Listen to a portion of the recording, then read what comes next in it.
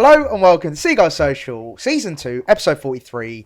We are your boys, Maz, Ben and Ryan, and we are back for another big episode because we're absolutely flying. It's been a while, boys. How is everyone? We'll start with you, Ryan. How's things been? Yeah, mate, feeling fresh, feeling ready for the new season. I'll tell you what, I've got myself in 22-23 mode now. For 21-22's thing of the past. I'm looking into the future now, feeling good. Seen Marc Cucurella returning to training. Life's great. Yeah. How are you guys? Life's great. A big sleep. Ben, what about you? What have you been up to? Yeah, class, mate. Obviously, I'm now manager for Ryan's new rap career. Unless I don't know if you've heard it. What is this? Ryan's a rapper. Oh, God. What is this about? I'm very intrigued to know what this is actually about because I saw it in the chat and I was a bit confused. The thing is, it wasn't serious. The thing is, yeah, I'm so fed up with the social media world, to be fair, and I just had enough of it. So I just thought, you know what? I'm just gonna become a music artist and perform at Glastonbury instead. Because name did you give him again, Maz? Was it? Yeah, what did you say? Central ad set. Yeah, just social media as a whole has just finished me off. I think I just can't be bothered with it anymore. I feel like I've gotten too old for it. I'm getting too old for it. Fuck me. That must make me a bloody... never get too old for it, mate. Must make me an OAP in the game. Jesus Christ. Also, as well, just quickly, Ryan, you actually sort of you've inspired this question. You're talking about you're now into 2022-23 mode. What are our predictions, Brighton predictions for this season? Ryan, kick us off, mate. Oh, I don't know, because it depends on how, obviously, the rest of this summer goes, because, obviously, Marc Cucurella has been linked with City. He's agreed person terms for the sixth time today. And I don't know, it depends on how he replaces them all. I mean, obviously, if they don't go, great, but the reality is he probably will go if City really want him. I'm going to go with a solid 10th to 8th again. As long as we don't, completely capitulate without all of our players. It could be a whole rebuilding process, without all these players. That would be very scary, but also quite exciting. But I do feel like by August time, we will have a completely different 11 to what we had last year, to be fair. Yeah, to be fair. Now, the more I think about it, maybe a question once the transfer window's done. But, we're here now. With the squad that we have right now, I reckon, I don't think we'll improve on what we've done last year. I've said it a couple of times already, but we in recent podcasts about teams behind us, finish below us will be a lot better next year. I feel like we could maybe do 13th to 10th. I don't know if we'll get top half next year. Yeah, I really don't. Unfortunately. Interesting. That's positive, wasn't it? Yeah. Just being real. I'm actually going to go against that, Ben. I'm feeling positive. Like Ryan said, though, like it does depend on who we keep. So Cucurella obviously being a huge one. Like if we let go of him and we don't really replace him with the same ilk, then it's a bit worrying. But I feel like this squad right now, with maybe one or two more like solid additions to replace, Bissouma, for example, I think we will finish 7th. I'm going to go for it. 7th? Yeah, 7th, mate. Oh my God. What's that, Europa League? No, that'd be Europa League? Conference. Yeah, Conference, Conference, mate. yeah. We're getting Conference League. If we get Conference League, I don't even know. I won't do anything, actually, because I always say this and it never happens. So I'll be very happy boy if we get to Conference League. Jeez. And I'll most certainly be getting a ticket. Positivity, boys. Positivity. But going on to new signings, talking new signings, Simone Adingra is signed. Likely to be loaned out to USG. But, boys, Ben, start us off. What do you think of the player? Have you seen much of him, or is he a bit of an unknown? Mate. Honestly, I've been following him for a long time. Do I know anything about him? No. Is he going to be the next Ronaldo? Absolutely. That's it. That's all I need to say. With these Brighton signings, it's genuinely just like, who? But we'll back him. I don't care. No one knows. Like they could. I think I tweeted. I was like, our scouts are scouting indigenous tribes in the Brazilian rainforest at the moment, just like looking for the next Pele. And it's just we're just putting kids from absolutely anywhere. Got some Ivorian come in from Norway now. Like I don't know who's coming next, but yeah. That's actually true. It's good fun. Ryan, any more insight to Ben's? To be a little bit more like football brainy than Ben's analysis, I'd say I've done a little bit of a report on him, but I couldn't say I know much of it. He looks rapid from what I've seen. I mean, that's one thing that I can say. He looks very, very fast. I've heard from various different people that potentially he isn't ready yet, and obviously that's going to be aided by the loan and everything. I think he's got a work permit to secure as well, but yeah, I hope with our scouting network and everything, I'm sure that he'll be more than able to fulfil his potential, especially under Potter. But yeah, I don't know anything about him. Looks rapid, so it's nice to see us going for them players. It came out this morning that he's likely to be going to USG as well, isn't it? I think the USG I think fan so, page has said it, and then a few other people. I think Naylor pretty much Naylor said he's got essentially he'll be replacing Undav, won't he? Because Undav's obviously long run. Or Matoma. I think Matoma's more of like he's more of a winger. He's more a winger. I thought he was a left winger, wasn't he? Right. I thought he was a forward. No. Oh, okay. So he's more of a winger. Nice. Yeah. Well, he scored what? I'm just looking at his stats now. Last season, 31 games, 9 goals. It's not bad. 20, isn't he? He's not very old 20 at all. 20 years of age. And yeah, so interesting. 4-year contract for us as well. So I'll be interested to see how he develops. And was best Ivorian on the M23 then, eh? Yeah, boy. Yeah. Love that. Oh, yeah, that's class actually. Pluck that one. Yeah, fuck me, Ben. It took you a while to catch on, didn't it? Yeah. We got there in the end, though, Ben. We got there in the end. But no, also as well, I saw someone actually tweet the Danish Super League is it Nordsjælland he came from? Notoriously pretty good at developing players. So yeah, it's an interesting one. Hopefully, it comes true. We'll see how good old Simon gets on. Simon says if he's anything like Nicholas Bentner, then we'll be laughing. It'll be great. Yeah, bloody hell, yeah. The king of the. How do you even remember Nicholas Bentner? That's a player that I completely forgot existed. Was he Danish? Something like that. Yeah, he was. He was at Arsenal when he played. Also, Adingra is from Ivory Coast, Ben. So but from the Norwegian league, yeah. Well, I swear Bentner was fucking Ivorian, like playing with Drogba up front in the AFCON, wasn't he? Maybe. Right. Anyway, moving on. Is it Enciso or Enciso? Enciso. So Julio Enciso. Did you not see my emoji competition quiz thing, mate? It was a C. It was a wave. Enciso. And then I was really good at that, by the way. Yeah, I was impressed with some people actually got it well. I struggle with that. Just for anyone who doesn't know what we're talking about, Ben put out it was a Pictionary with emojis out on Twitter. Yeah, for the Brighton players and stuff. So if you want to give it a go, head out to our Twitter and give it a little play. See how you can score. But yeah, Enciso potentially. Now this is an interesting one because I'll quickly give my opinion on this one because there's been links with him going to the Championship, right? Now I think that's a good move personally because it gets him used to the hustle and bustle of English football. And like we've seen Harvey Elliott at Blackburn, we've seen Brennan Johnson at Nottingham Forest. Who else? Carvalho at Fulham as well. Yeah, Carvalho at Fulham. Mason Mount. Like, these young players that have gone to the Champ and they flourished and they've actually become better for it and they've then gone on to play. Van Heck Ben White. Yeah. There you go. Yeah, Van Heck. So yeah, a lot of examples I think that have proven that. If he gets game time, I think that's the key thing. If he's just going to come off the bench or whatever, I just don't think it's good for his development. But if he's going to play week in, week out in the Championship, I think that's a great move. But yeah, Ryan, what do you think if he goes to the Champ?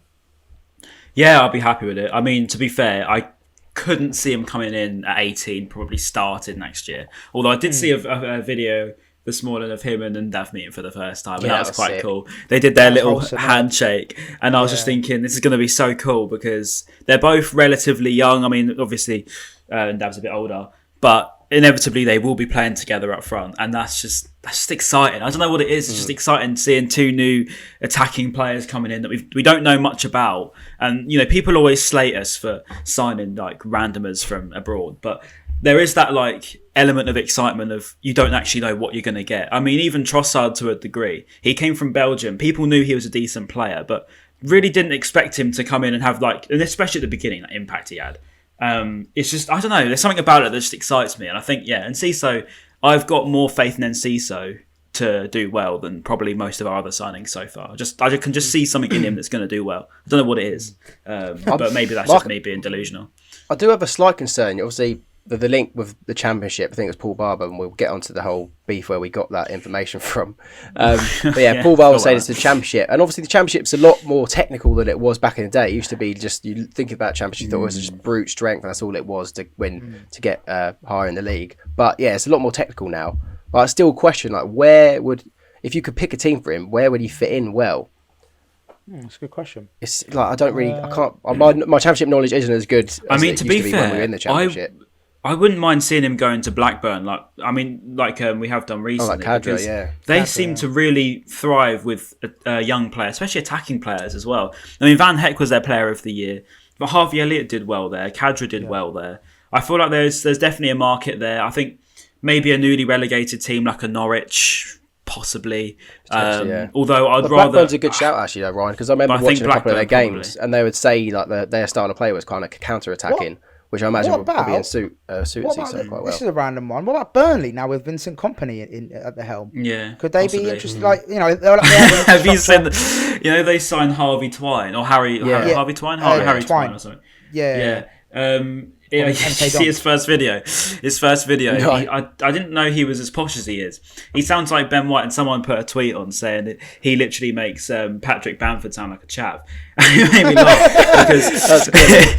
made me laugh because it literally the first tweet that a Burnley fan replied saying he's too posh for us at Burnley, get rid of him, and it had more likes than the actual announcement of it. So they literally ratioed a new player. It did make me laugh. Scott Twine. Scott Twine, that was it. Twine. He looks like a bit of a baller, to be fair. So. He does look good. Mate, Burnley, I think Burnley could be like not a bad shout. Like I said, I don't know what Kompany's like as a manager, but I'm assuming he's much more. Because like Burnley have got this rep of being like Route 1 football, very old school. He wants to change him, doesn't he? Yeah, but I'm assuming he'll go in there, and try and actually play football. So that could be an interesting one. Obviously, and they've got the infrastructure as well, just been relegated.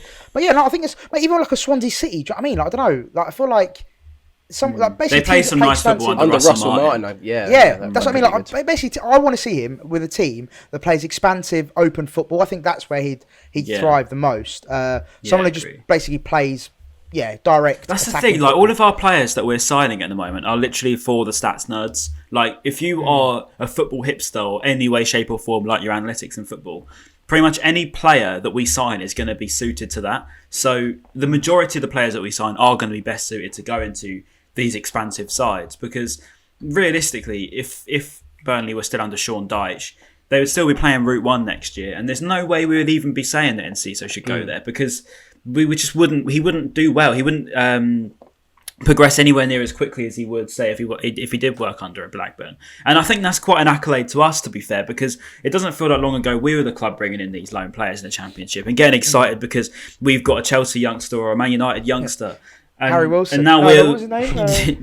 Jesse Lingard as well. James Wilson. Yeah. Mate, when we signed James Wilson, I was so excited. I was like, oh my God, we've got a Man United player. And then his highlight on the pitch was when he was puked up, do you remember? Throwing up after That's on like New Year's. But no, there's just the mad progress that Brighton have made, particularly the last 5 years or so. It's just crazy.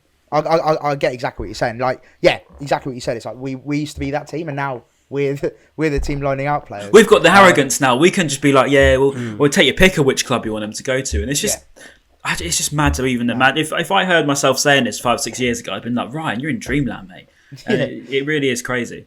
No, it's amazing. What Paul Barr was saying, he said that it's only if Enciso doesn't like settle well. So like, if Julio Enciso has a really good pre-season and impresses I hope he the coaching does. staff and Potter, then he will be involved in the first team, because obviously we got what is it? Is it 6 subs? No, sorry, is it more subs now, or is it a larger 5 bench? subs? Yeah, 5 subs. subs. Yeah. So we'll be needing to use more players and have the squad a little like bit it was bigger, during COVID. So I mean, to be Potter fair, said he's in favour of that as well. So that I mean, I think Potter's like one of the biggest on that, isn't he? Yeah. For 5 subs, and I find that funny because all of the sort of like, not to be disrespectful, but most of the older generation, just the older generation of fans really don't like the 5 subs rule. Whereas, they're saying it's going to benefit the Man Cities of the world, which it will. But ultimately, we've got one of the most sort of overthinking managers we could ever imagine. So if it comes to a 5 subs rule, Graham Potter, you just know, is going to be playing some mad tactical masterclasses next year. Because do you remember what he did in 2020-21 season?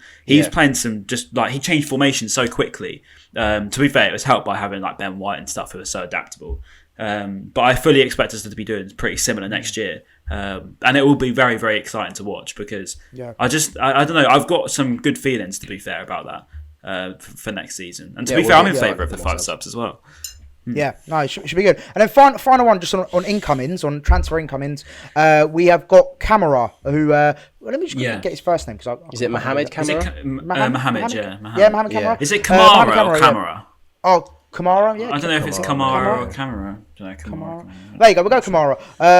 So it basically, it's been reported that it's between us and Leeds, and I did see reports that he's rejected Leeds and he's more inclined to go for us. Now, what a mustard sauce that was. yeah.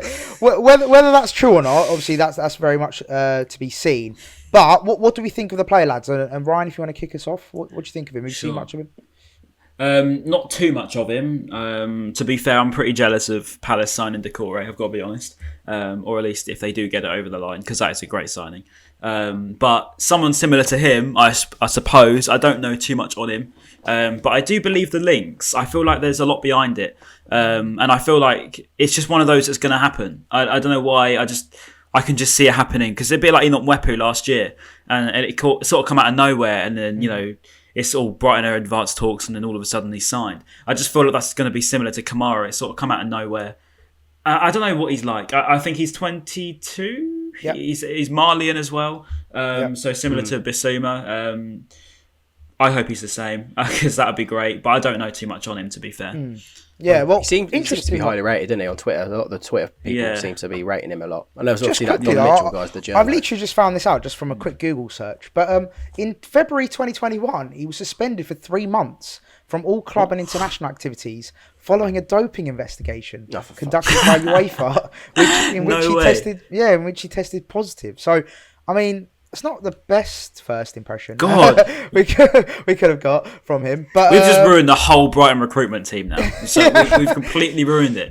But that's an interesting one. Yeah, generally, yeah. That's what Wikipedia says. Whether if they're lying, I don't know. But doping, let's have a look. Doping. Yeah. So there's 2 of them. Sekou Koita as well. They both failed one after returning from international duty with Mali. God, that's pretty bad, isn't it? There you go. Yeah. Reported by the BBC. Maybe. Yeah, both got handed bans. Yeah. Maybe in that sense, steer clear then. It was for a banned substance. Now I don't know what that could be. Whether that's performance enhancing or it'd be a performance enhancing. Yeah, I'm assuming it will be, but you never know. You never know. I'd say performance. Yeah. I don't know. You never know with these footballers nowadays. But in that sense, no. I thought I'd throw that in there. What do you think of that? I can't believe I haven't seen that anywhere. Like, no one's ever brought that up with all this Kamara to Brighton. Put it on Twitter now, and then we'll see what sort of beef we can start. In the know, Matt's in the know. Yeah. Yeah, from a quick Google search. BBC website link, in the know, boys.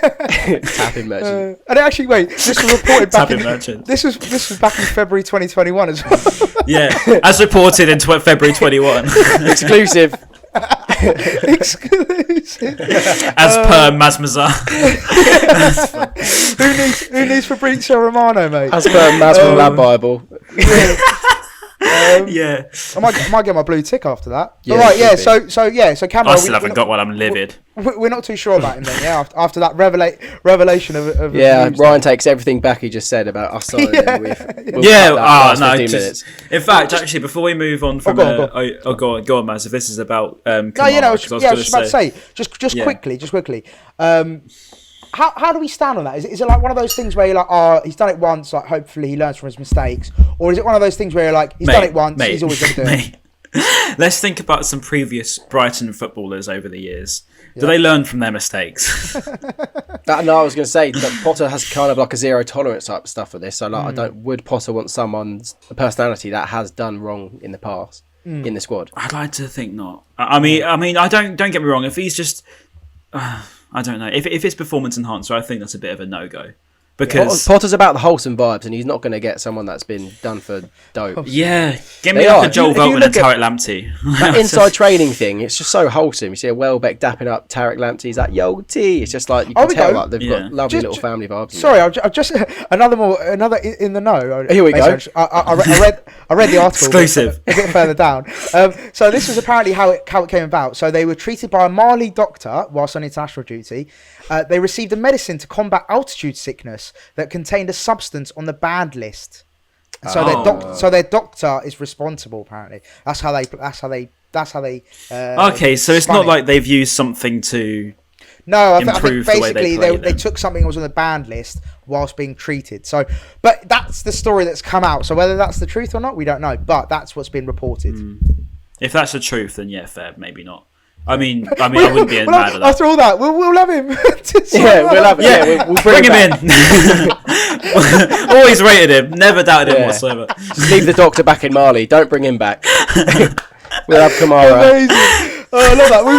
We've literally flip-flopped like 3 times in the last 2 minutes. We're like Mark Goldbridge. We're just keeping them on the toes, mate. They don't know what way we're going to go next. Oh, that's so good. Oh, mate, right. I've always rated him, though. Yeah, I do. Right, let's move it on from camera. Also as well, Levi Colwill as well. Let's just quickly yeah, talk that's about what him. I was going to mention. Yeah, Levi Colwill, obviously on loan at Huddersfield last season from Chelsea. I think Chelsea. I read something actually. Hold on, 2 seconds. I saw something Whilst about you're doing Colwill. that, I'll say. Yeah, go on. Yeah. Romano tweeted 15 hours ago from this exact point. I think that's what I was trying to look for. Yeah, so you're saying Chelsea want to sign 2 centre-backs and will make a decision on Colwill in the near future, and it's us, Palace, Leicester and Forest that have all registered interest and contacted Chelsea about interest.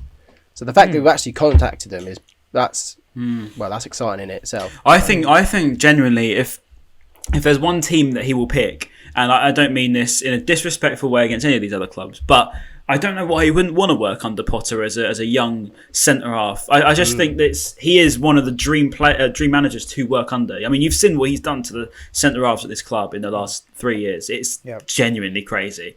So, I mean, if I was Levi Colwill, and I'm not just saying this because I'm a Brighton fan, I would be all over that offer from Brighton, because I just think Graham Potter as a serious way of developing young defenders. I mean, look at Ben White, for example, now. Ben White, Webster. And Joel Veltman. Yeah, Webster.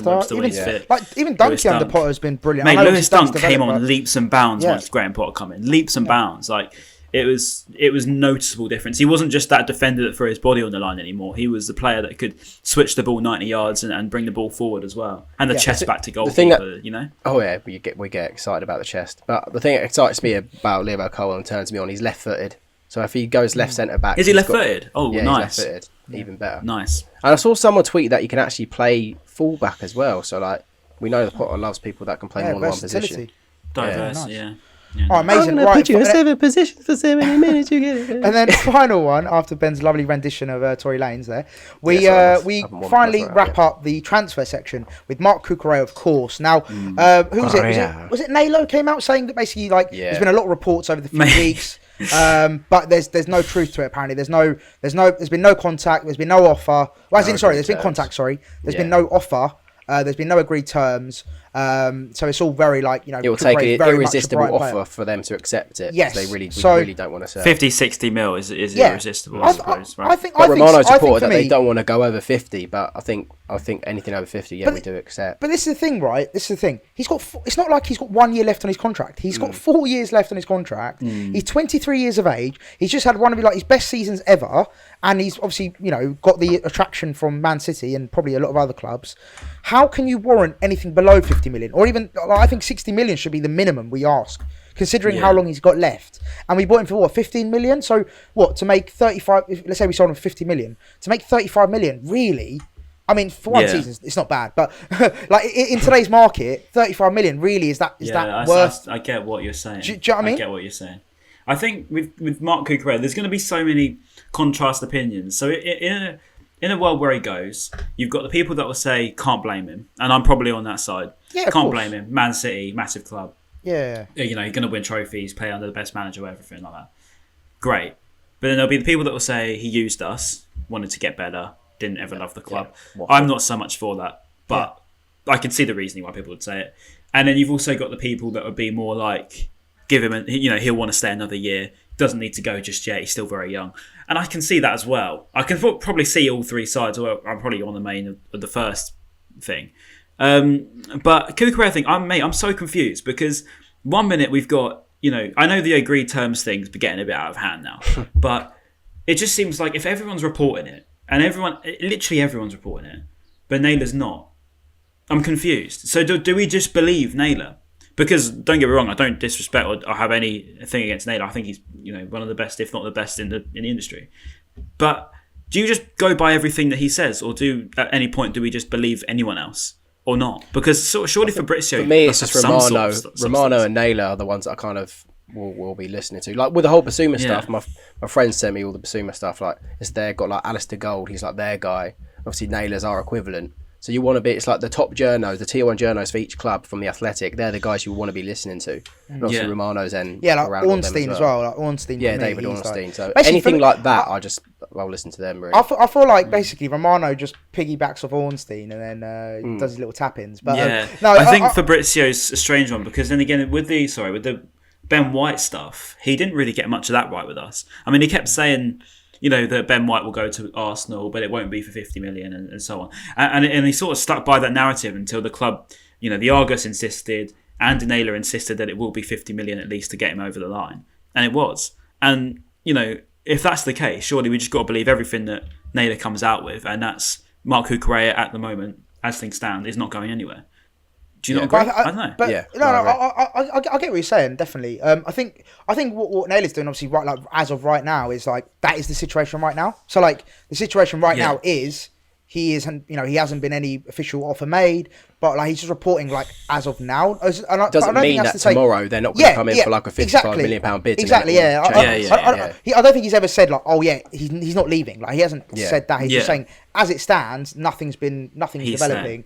And like Ben said, tomorrow they could come in with a gigantic offer and he's gone. So like, I think it's I get what you're saying, but at the same time, I think they've got to basically go by the facts of like right now, right here, right now. That they can't predict the future. It's very specifically worded, isn't it? The Athletic, they're really precise in their wording. Their backs, exactly.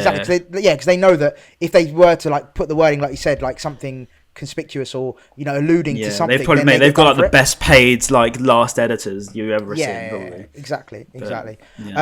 All right, and then that's the sort of transfers rounded up. Now this week was quite funny because we got some information. Well, I say we, a certain member of our team got some information. For once, it wasn't me. I can sit back. Really nice to live. It was nice to experience what you go through, right? So Ben, without further ado, just let us know how it all went down and a bit of context for the viewers. How did it feel to be in the smoke, mate?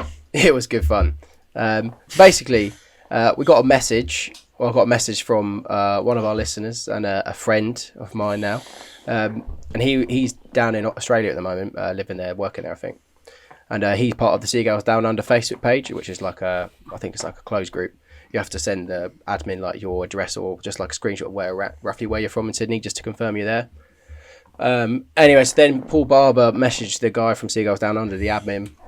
I was like, look, I'm here for family stuff, but I'll happily take out an evening of my time one weekend to meet up and have some like drinks with some of the fans and obviously give you some insight. Which is very sick, but like that's really, class. Which is class from Paul Barber. Like he gets a lot of stick, really, but to really do that good. And take time out of your holiday with your family to go and do that, that's great from him. Anyway, so then my friend goes. This is his first time he's ever gone to one of these events. Here's some great insight from Paul Barber. Again, this is the thing that frustrated people because they couldn't understand. Like what he was saying is public knowledge. I sometimes said common knowledge when I was tweeting back to people, which was the wrong thing to say. I was meant to say public knowledge because it wasn't common knowledge, but you could easily see it. Like the pre-season thing, like the Argus published that in 2020. Like we knew that was already public knowledge that we were going to do a USA tour. Anyway, so then my friend messaged me afterwards. He was like, "Oh, it was so good." I was like, "Brilliant." He was like telling me everything that he said, and I asked him, I was like, "Is this confidential?" He was like, "No." I was like, "So no one said you can't share this?" He was like, no one said anything like that. So obviously then I was like, okay then, I've asked. So he said no, and then so I've tweeted all the information, and then the admin from Seagulls Down Under went in on me in the DMs, was absolutely livid. He was like, just a bit, saying that I've ruined his relationship with the club, I've ruined his life and whatnot. But the trouble is, he was blaming me, but he was the one that should have communicated that it was confidential. Sorry, did he say ruined his life? Do you say? Yeah.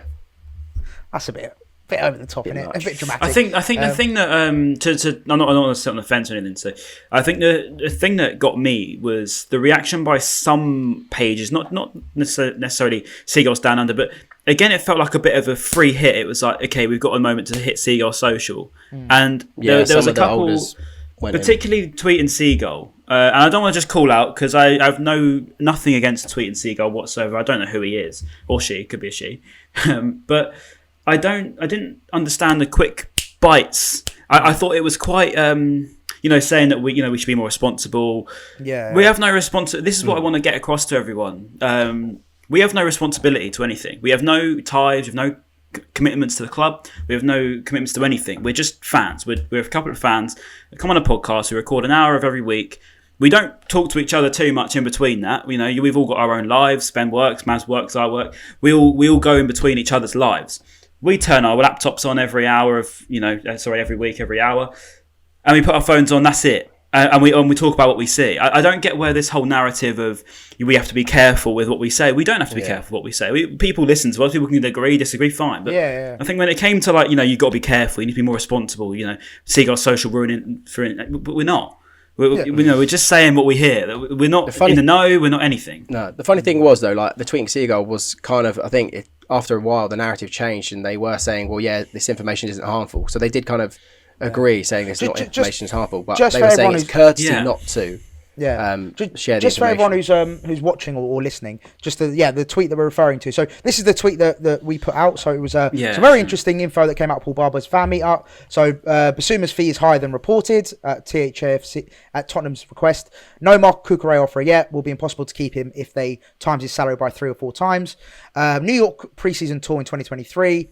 Enciso likely to be loaned out to the Championship. Calderon likely to be part of the club again.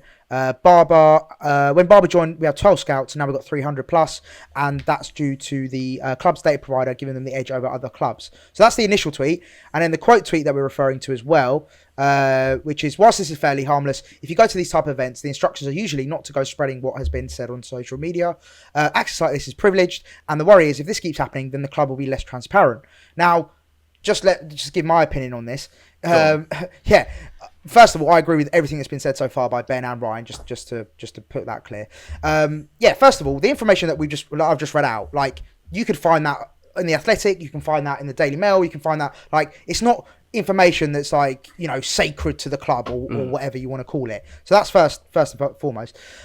Also as well, like tweeting Seagull said, it's fairly harmless, but if you go to these type of events, instructions are usually not to go spreading. So usually, that is the important word. The keyword. Yeah. So that's the thing. If someone's said to us, or whoever's attended this event, and they've been told it's not confidential, please do not tell anyone else, then how is that our issue? That's not our problem. That's not Paul Barber. Even if it's not the Seagulls Down Under admin to say this is courtesy, we don't say it. Paul Barber should have at least potentially, if he didn't want anyone to spread it or reshare the information, Paul Barber would obviously say, This is stuff that we would like. You said, Ben. If it's a point of confidentiality and do not spread this, blah blah blah, that should be made very very clear in the meeting and also via some kind of message in the Down Under chat or whatever Facebook group they've got. Yeah, just about look that was a very confidential chat. Please do not disclose. So then.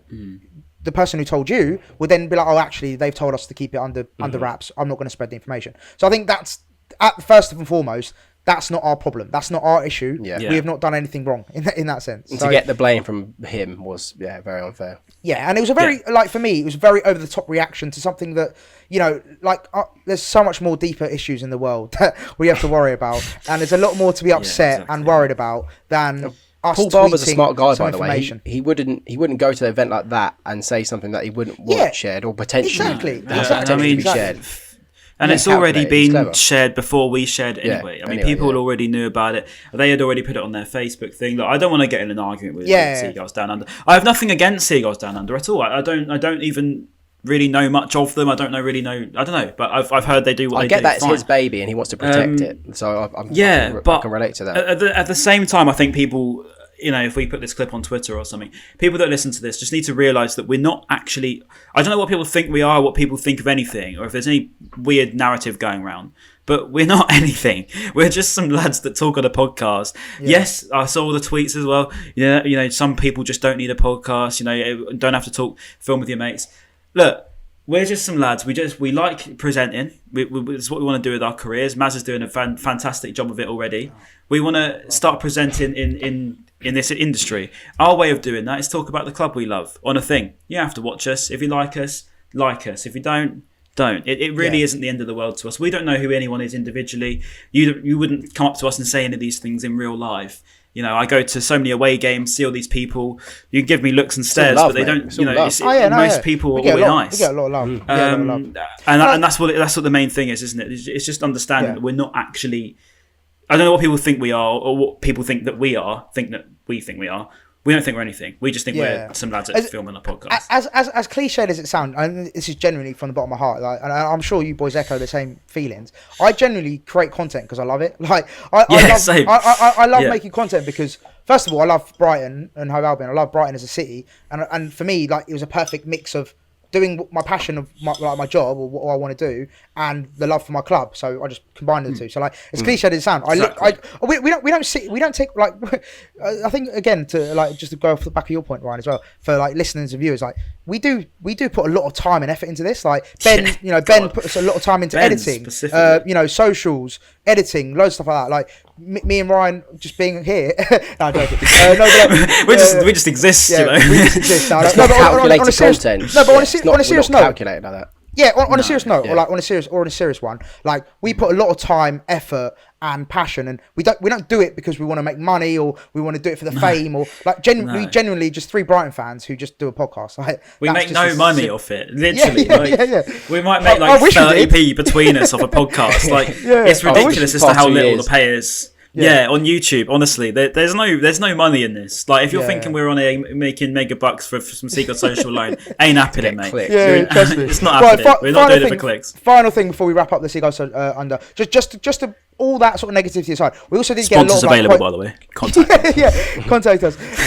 But if you also as well, just like, we did have a lot of positive stuff as well. Like, a lot of quotes he's saying, like, this is great information. Like, so much, really, mate, us. I didn't tell you, boys. Stuff. Got recognised in Stevenage, London Bridge, like Midlands, mate. There's Seagulls Social fans everywhere. I saw you on the podcast, and they showed me that mate. There's a guy at Stevenage Station. I was on the Thameslink train, right, going back down south, and he sort of like tries to get my eye contact through the train, like knocks on the glass before it leaves, and shows me the Seagulls Social Instagram account, and he was like this, and I was like, oh yeah, mate, that's so good.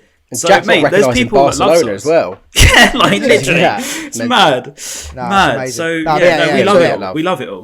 Yeah, fuck the haters. As classic as it is, like, we always have to talk about, like, the few negative comments, but there is so much more positive. So much love. I was surprised at how many people were backing us in that whole situation. Like, it was class. So big love to everyone who supports us. And so, right, final two things then, boys. So let's go with the new kits, because we saw a very wholesome video got dropped today, didn't it, by Brighton, which was very nice to see everyone coming back for pre-season. That was lovely to see. And we saw a new kit as well, the green and black training kit. As well, like a darker grey, was it? You know, like the one that you're wearing. It's like a limey green. Kind of grey. Yeah. It's a lime green instead. And it had a badge in the middle as well. Early predictions then? Are we saying like a green black / grey with a collar and a central? Are we saying collar or no collar? I'm thinking collar. Please no collar. I'm thinking collar, a central badge here, and I reckon it'll be either striped or it'll be like a pattern, and it's going to be the lime green and grey. I'll start supporting a team that doesn't have a collar. Do we think this is the third kit then? Do you think this will be the third kit? No, I think the third kit is going to be the Hyper Turk. Oh, okay, of course. And then maybe like a green and black. What's the away kit again? Is it yellow still? No, that's gone. The yellow's gone. Yeah. So the away kit will be this lime green one. Right, yeah. What was the third kit last year? Oh, it was the yellow. Yeah, the shitty Ukrainian. Oh no, yellow. Sorry, the shitty. Fucking hell. Watch your words, Benny. Watch your words, mate. You can cut that bit out. Cut that bit out. Right. So we like it. We like the colour scheme. We're rating it. I like it. I like it. I like the colour scheme. I'll be happy. 100%. A lot of people will be happy with that. There was a tweet that kind of went semi-viral though, wasn't it? Well, I say semi-viral. It was someone's story. It was like I was picking up my son or daughter from football training at the Amex, and she went into the wrong room and saw black and red kits everywhere. But I don't know. That probably would have been the same. It's probably a tweet from the same guy that said he saw removal vans outside Cucurella's house in Shore. That was the worst tweet I've seen in ages. There's some removal vans outside his house. People move houses, mate. Anyway, so I don't think it'll be black and red though. Surely, because that was fresh. Back in the but then we've got the green now. Because then Actually, we no, remade it Alex again in does, yeah. 14-15, didn't we? Yeah, we did yeah, both Alex, times. yeah. Oh mate, those kits were nice to be fair. But then surely if we've got the lime green training kit, that's not going to happen. So surely it will be lime. I reckon it will be lime. I think that's what it's lime, now. lime green and black maybe, or lime green and grey. Yeah. Could be fresh. Right, and then final one, boys. The fixtures, pre-season fixtures. Now, Ben, you put underwhelming. Would you like to elaborate on that? I did, yeah. Oh, Ben, okay, this is why. I think there's only one game that's kind of abroad that we can go and play, and I don't think it's even been announced yet. Jack has a theory that it's going to be... Jack thinks that's going to be against USG, because they've got a game in Portugal the same time we're out in Portugal against an unconfirmed team with fans. But we're already playing USG behind closed doors before that as well, so it'd be strange to play them twice. Could happen, who knows? And then obviously we got Reading away. That's where fans can go. But it's just, you know what happens? It's because everyone gets excited. Everyone's like, oh, we could be going to Italy, we could play Genoa, or we could go to France and we were going to play Reims, weren't we? Or we could go to Spain and play against Malaga or whatever. And we have like a nice little holiday in between. But, you know, the club released the fixtures and they're very underwhelming. Like, we can, great, we're going to go Reading away. Brilliant. Can't wait to get my towel out. Mate, that was my first away game, I'm pretty sure. Reading away. It would be a joke. But yeah, and then I think then we're going to have we have the classic game at the Amex before against a fairly bigger team. I can't remember if they've released who that is yet or not. I think there will be a big team, won't there? Yeah. But then how big will that team be? Because then, now it's like I'm not really too fussed because I've seen all the big teams play because we've been in the Prem for like 5 seasons. Well, we had Getafe last year. Then we've had Atletico Madrid. We've had Chelsea. I didn't go to Atleti. No, I didn't go to Atleti. But I went to Getafe. We went to Getafe. Yeah, we went together. Yeah. Yeah. Oh my god. Yeah. God, that's a year ago. Remember, we thought Cucurella was going to play the first half of Getafe, and the second half of Brighton. He was going to come out. That was obviously banter, but that would have been jokes. Been unbelievable. That's so funny. But I get what you're saying though. For me, it is quite underwhelming. But also as well, at the same time, I feel like pre-season is just the time to get, it's time to get your fitness up. It's just like, it's just so boring. I don't like pre-season at all. Exactly, it's just going through the motions. It's just going through the motions. It's like it's more the fact that the fans could like book a week in Malaga whilst we play against some Spanish team. That was the whole idea behind it. But then also, Ben, like you say that it's like, right, you've got to pay, let's say, 200-300 quid minimum to go to these things. Then you're spending X amount during the season as well. So it's like, do you need that added cost? Like people especially enjoy it though. Some people do. It's not for me. It's not for me. Because we haven't had a European season yet. Like people want to kind of watch Brighton abroad. European away day. Yeah. Mate, when we get to play competitive football abroad, that's when like Brighton have made it. Like I don't care if it's like Conference League, but the fact that mate, in school, like no one supported Brighton, and it was embarrassing to support Brighton. Everyone would be like, "Oh, League One, way." And now it's like we could be potentially playing abroad. Like what?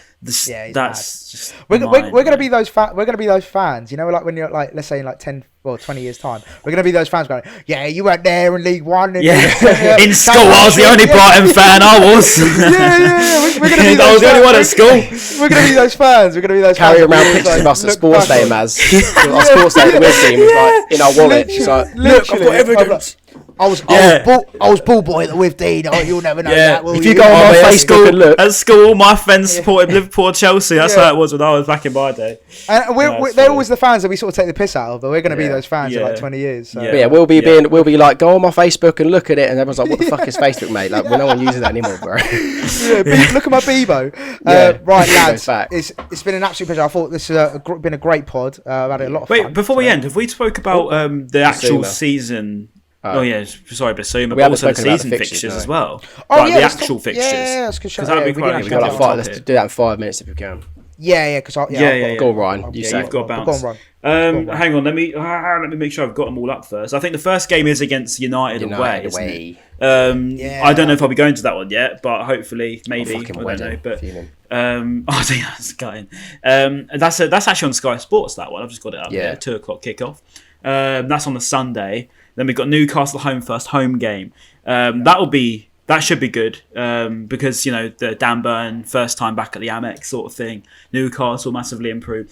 And then the one that I'm looking forward to, I think it's kind of funny this year because we've got Leicester at home in the September and then Palace away. Oh no, it's Palace at home in the September. I was going to say otherwise that would have been the same as last Palace year. away is Feb 11th, I think, off the top of my dome. Yeah, that's right. So basically, lots to look for at the minute. it's gone.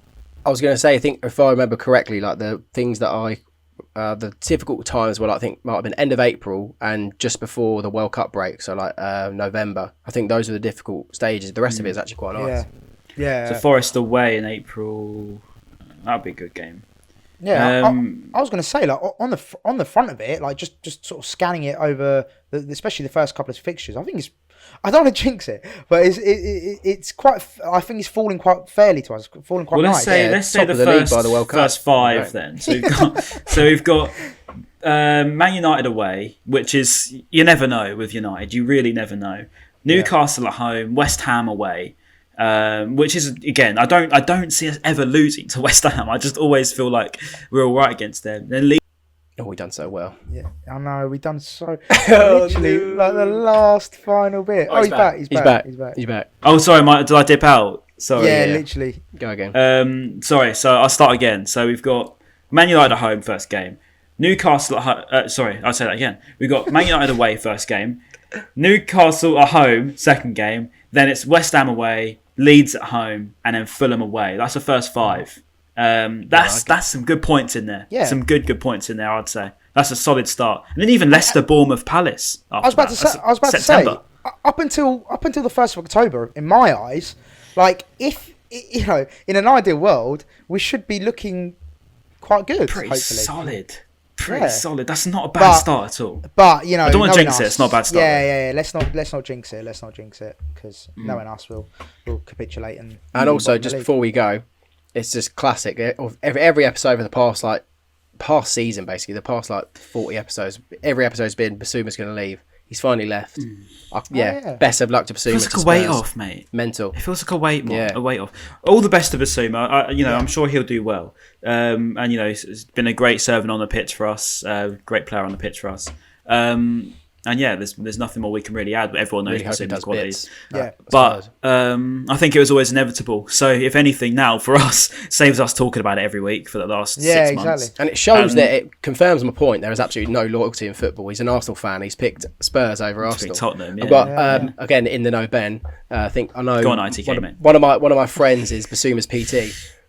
And one of my friends, Jay in between PT, and he was saying that basically Bissouma had the choice of Arsenal, United, and Spurs, and picked Spurs over those other two. Right. Yeah, but it's Champions League football, isn't it?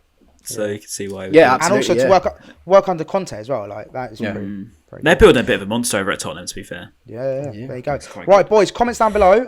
I think bye Bissouma. Is that, best of luck, Biss, or something like that. Yeah. Oh yeah, bye. Yeah. Or always rate a camera. Camera's dope as fuck.